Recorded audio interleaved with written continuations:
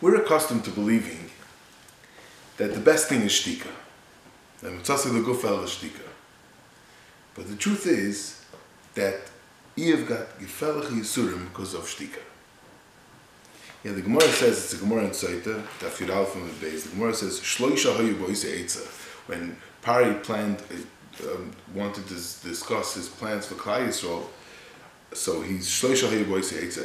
Balaam, Eiov, Yisrael. So Balaam she'yatz Nehrag, Balaam that gave the eitza for Kol ben Ayilud l'Yeru Teshtuchu, he was killed.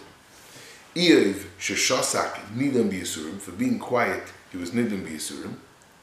And Yisro, Sברח, Yisro that ran away, Zachu mibnei banav yashu b'lishkas agazit. He was zeicher to tremendous deiros. His grandchildren were dayanim in the lishkas agazit in the Beis Hamikdash. So Yisro, even though he didn't do anything, he couldn't do anything. He didn't stop. He didn't protest. He didn't cry. He didn't do anything. He was zeicher to great things. Just ran away. But Eiov sheshtak, he was just quiet. He was נידון b'Yisurim. He got the terrible Yisurim of the Yisur Eiov.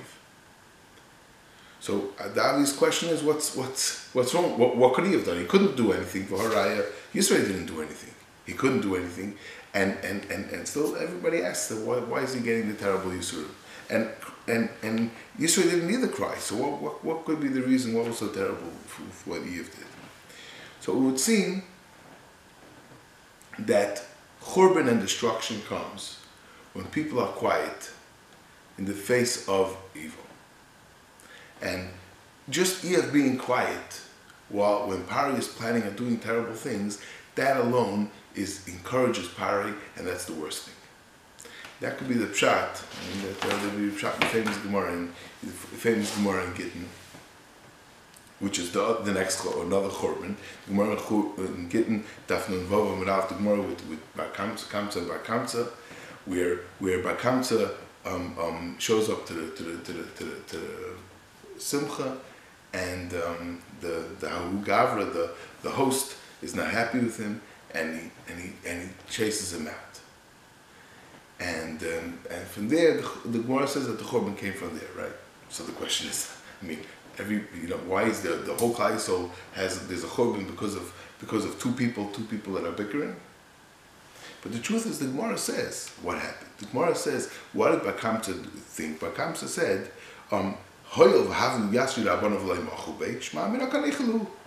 in other words, he says that since all the Rabbanon, everybody was sitting there, was a whole tzibur, there were a lot of people sitting there, and they were all silent in the face of this cruelty, in the face of this this Ahu Gavra that was being that was throwing him out on his head. That was the reason that he obviously felt Shema Minaka Nichalu. So the tormented felt that everybody was okay with it, and obviously the Ahu Gavra, the host, felt like it was okay because nobody stopped him, and from there the churban came.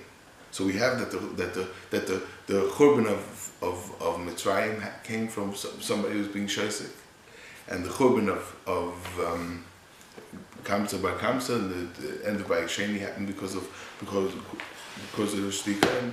And we know that it's assumed that by the Holocaust, by the Germans in Shemos,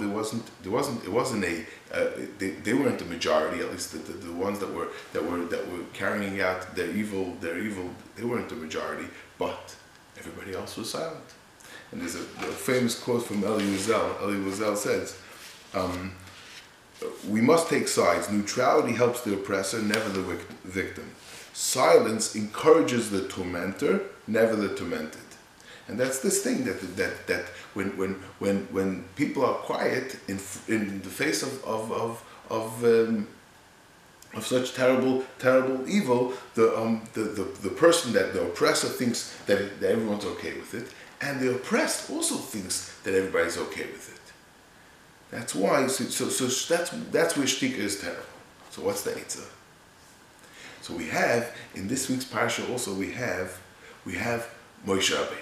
And Moshe Rabbeinu, the Torah doesn't tell us much about Moshe Rabbeinu until of his upbringing and all the things that got Moshe Rabbeinu to where he is.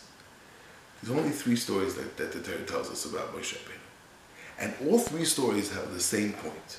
All 3 stories are Moshe Rabbeinu saw an injustice and he stood up. First, there's the story with the Mitzri, and he's right away Vayachsa Mitzri. Then the next day, there's the Rosh Hashanah Sakariyachad. There was two Yidden, one was fighting with the other again. He stuck up. He never was quiet. And then later on in the parasha, by B'nai Midian, again, Moshe Rabbeinu is the one who he's never ever quiet in the face of injustice. He's not going to be quiet. But not only is he not going to be quiet, he's going to stick up and he's going to fight, and he's going to fight to right the wrong. So that's the first goal. The first goal, what brings the gula is the opposite of silence. Is when somebody stands up